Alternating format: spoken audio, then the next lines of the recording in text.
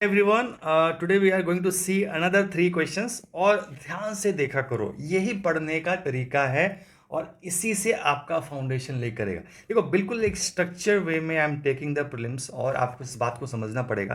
पहले समझना है, फिर उसकी प्रैक्टिस करनी है और एंड में उसको इम्प्लीमेंट करना है। ठीक है, तो आपको छोटे छोटे वीडियोस बना के क्वेश्चन बाय क्वेश्चन बेसिस पे मैं कोशिश कर रहा हूँ कि I try to deliver the right thing in a right way. Okay, तो आपका जो पहला क्वेश्चन है right now today, for example आज है बाय इलेक्शंस के बारे में।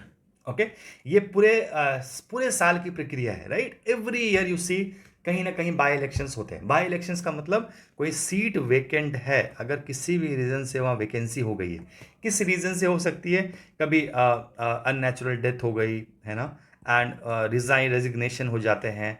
फिर उसके बाद if you are elected, suppose आप एमपी भी हो और स्टेट असेंबली में आपने एमएलए का चुनाव भी लड़ा और you von this MLA also, तो आपको कोई एक सीट वेकेंट करनी पड़ती है। राइट, तो आपका डिफरेंट रीजन है बाय इलेक्शंस होने का। तो बाय इलेक्शंस की के ऊपर ये जो क्वेश्चन है, it will really give you good information. ठीक है, एज पर द कॉन्स्टिट्यूशन, सबसे पहली चीज देखो क्या है कॉन्स्टिट्यूशन के अंदर या कॉन्स्टिट्यूशन के अनुसार। Election commission is mandated to fill the vacancies in the houses of the parliament through by elections within 6 month from the date of occurrence of the. आज अगर वैकेंसी हुई है, 6 महीने से खत्म होने के पहले पहले तक इस सीट को फिल करना है इलेक्शन कमीशन को। ये एज पर द कॉन्स्टिट्यूशन ये कहा है। ठीक है, दूसरा, by election need not be held if the reminder of the term of the member in relation to the vacancy is less than 1 year. Suppose कोई MP है और या एमएलए, राइट, कोई भी बाई इलेक्शन तो किसी का भी हो सकता है। अब 5 साल का उनका टर्म है, 4 साल के बाद उन्होंने अगर रिजाइन किया या खाली हुई सीट, तो 1 साल या 1 साल से कम अगर सीट बचता है, टाइम बचता हुआ है, तो बाय इलेक्शन नहीं होगा। राइट, तो आपने न्यूज़ में भी पढ़ा होगा कुछ दिन पहले कि कुछ स्टेट्स में इलेक्शन कमीशन बाय इलेक्शन नहीं कर रहा है, बिकॉज वहाँ टाइम 1 साल से कम बचा हुआ, तो 1 साल के लिए वहाँ का रिप्रेजेंटेटिव कोई नहीं रहेगा। So if you write an answer in mains, तो बाय इलेक्शन का ये डिसएडवांटेज है कि देयर इज अ पॉसिबिलिटी कि 1 साल तक कभी कभी हो सकता है कि कोई रिप्रेजेंटेटिव उनको नहीं रिप्रेजेंट कर रहा हो स्टेट में, या लोकसभा राज्यसभा एमएलए है ना, जिसकी भी सीट खाली है। अब यहां पहले क्वेश्चन में 2 चीज देखनी थी, कॉन्स्टिट्यूशन में ये बात लिखी है कि नहीं, दूसरी चीज ये वाली चीज सही है कि नहीं, 6 मंथ वाली। ठीक है, दो यहां पे आपको टर्म को सिलेक्ट करना है, सही है गलत है। और दूसरा ये जो जो वैकेंसी वाली करा सकते हैं कि नहीं 1 साल में।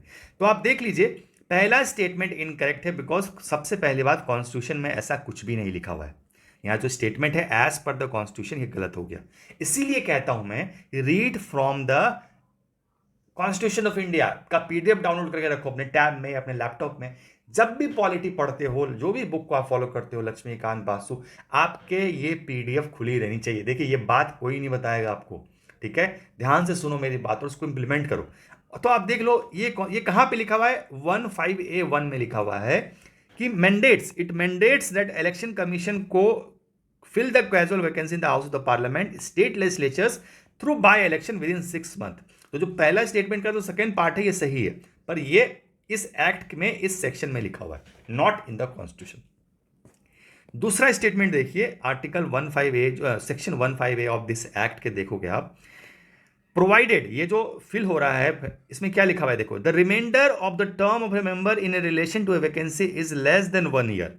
ठीक है ना, लेस देन 1 ईयर अगर है तो नहीं होगा। ठीक है, याद रखोगे, हमेशा हमेशा इस चीज को याद रखोगे, और ये बाय इलेक्शन का आपका टॉपिक खत्म हो गया। सेकेंड क्वेश्चन देखो, सेकेंड क्वेश्चन में आप देखो कि what are the major objectives of the national food security act 2013। ठीक है, ठीक है ना, ये समझ में आ गया। पहला में किसी को डाउट हो तो मुझे जरूर पूछना। ठीक है, नथिंग शैल अप्लाई अगर 1 साल से कम है, समझ में आया। What are the major objectives of the national food security. अब आप देखो यहाँ पे national food security act over green topics, मैं कभी भी स्पेसिफिक टॉपिक को चूज नहीं कर रहा हूं जो आज आए कल खत्म हो जाएगा। राइट, जो ओवरऑल एकदम आएगा ही आएगा, हर साल क्वेश्चंस आते हैं आज भी। राइट, ये 3 स्टेटमेंट आपके पास है। पहला, to provide adequate quantity of food to the people to lead life with dignity, to provide free quality food to the people free, okay, to provide subsidies to farmers in growing crops. 3 statement है इस act का। ये कहता है ना, ऊपर ऊपर से नहीं पढ़नी है चीजों को, एकदम तह तक जाना है। If you want clarity in UPSC, आपको ये बात समझनी पड़ेगी, टॉपिक्स के अंदर तक जाओ, इंपॉर्टेंट टॉपिक्स, और दो टॉपिक्स में आराम से आप आंख बंद करके 25 का कोर्स करो मेरे साथ। बहुत बहुत ज़्यादा फीस नहीं होती है, बट आपकी आंखें, आपके सब कुछ, आपका जो पढ़ने का तरीका विल चेंज। ओके, तो आप देख लो इस एक्ट के डायरेक्टली हम जाएंगे। पहला कहता है, तो तीनों मैंने बता दिया आपको। अब ये स्टेटमेंट में जाओ, ए ओनली वन, कोई एक सही है, इसमें से दो गलत है। अभी पॉज करके आप ये भी पता करो कि कौन से दो गलत है ना, नहीं तो आपको आंसर पे ले जाते हैं। क्या कहता है इस एक्ट का objective? An act to provide for food and nutritional security in human life cycle approach by ensuring access to adequate quantity of food, adequate sufficient quantity of quality at affordable prices. मतलब free नहीं है, prices कम है, free नहीं है। देखो affordable prices, words को catch कर रहे हो? To people to live a life with dignity. ठीक है, अब आप देख लो, पहला सही है, दूसरा फ्री गलत हो गया। दूसरा, फार्मर्स को कोई सब्सिडीज नहीं मिल रही है यहां पे, ये सरकार का काम है प्रोवाइड कराना, फार्मर्स इसको दूर रखा गया है। ठीक है, इसको जो प्रोक्योरमेंट हो रहा है नेशनल, आप देखोगे एफसीआई जो प्रोक्योर करता है, उसको सब्सिडी, उसको कम रेट में आपको पीपल को एक्सेस करवाना है। तभी आप देखोगे जब एक्ट को पढ़ोगे, 1 रुपए किलो चावल, 2 रुपए किलो आटा, तो this is called the affordable price is not the free thing. ठीक है, इस चीज का आप ध्यान रखोगे। ठीक है, last question for today is Indian Australian trade.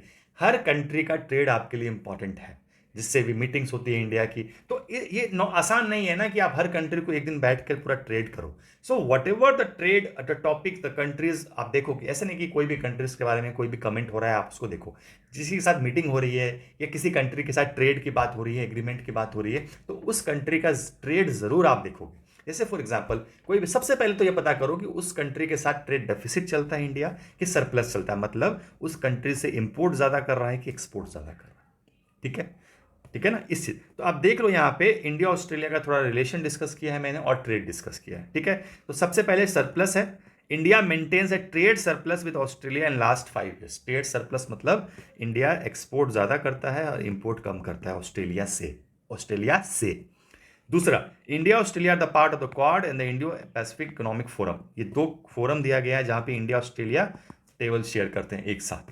तीसरा, अभी ये पैक्ट साइन हुआ है 2022 में, India Australia economic cooperation trade agreement, L ECTA. Okay, इसके बाद ये न्यूज आ भी गया है कि इंडिया का एक्सपोर्ट इंक्रीज हुआ है कि नहीं, या ऑस्ट्रेलिया का कैसा ट्रेड साइन किया है तो उसका आउटपुट कैसा है, न्यूज में था, इंपॉर्टेंट भी आपके लिए।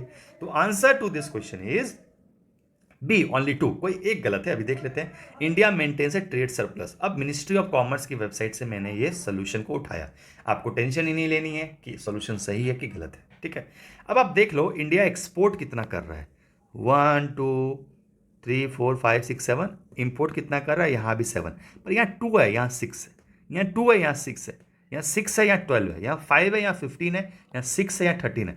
हमेशा इंपोर्ट ज़्यादा हो रहा है लास्ट 5 ईयर्स में, देख रहे हो आप, तो ये ट्रेड डेफिसिट है इंडिया, ये इस सरप्लस लिखा हुआ है, इंडिया का इंपोर्ट ज्यादा है एक्सपोर्ट से, तो डेफिसिट हो गया ना, ज्यादा इंपोर्ट कर रहे हैं। अब देखो दूसरा जो क्वेश्चन है हमारा, India is a part of Quad trilateral supply chain initiative and the Indo Pacific, दोनों India and Australia are the part of this. अब ये जो 2022 में ये एक्ट साइन हुआ, एल एक्टा, जिसकी मैं बात कर रहा था, इसके बाद आप देखो कि इंडिया का जो एक्सपोर्ट है, increased Indian exports of pharmaceutical goods, and Australia का एक्सपोर्ट है वो डिक्लाइन हुआ 25%। ठीक है, ऑस्ट्रेलिया की एक बात बताओ, वो मेजरली फिनिश्ड गुड सप्लाई नहीं करता, राइट। तो आप देखो रॉ मटेरियल्स का जो मेन है उसका काम है, सो ऑब्वियसली थोड़ा सा प्राइस भी कम होता है, थोड़ा सा वैल्यू के टर्म्स में भी देखें। And after signing this fact ये याद रखना कि इंडिया तो फायदे में है, इंडिया का तो एक्सपोर्ट बढ़ गया और ऑस्ट्रेलिया का डिक्लाइन हो गया। So this is a quality questions. आपने देखा यहाँ पे किस तरीके से किसी एक्ट को पढ़ना होता है, आपने यहाँ पे देखा कि बाय इलेक्शंस के बारे में हमने ये 2 स्टेटमेंट नया कुछ सीखा, and as per the constitution ये मैटर बहुत करता है। तो इतना आज के लिए छोड़ते हैं और rest will see tomorrow again. Thank you so much, keep following. और हर एक स्टूडेंट जो एवरेज है या बिलो एवरेज है, आप 25 का कोर्स जरूर ज्वाइन करना, बहुत कॉस्टली नहीं है, 5 to 6,000 का है, पर आपकी सारा वो जो आपके ब्रेन जो सो रहा है उसको जगाऊंगा मैं, आपको उस एंड तक ले जाऊंगा जहां पे जिसके लिए आप इस जर्नी में आए हो। Thank you so much, will see tomorrow.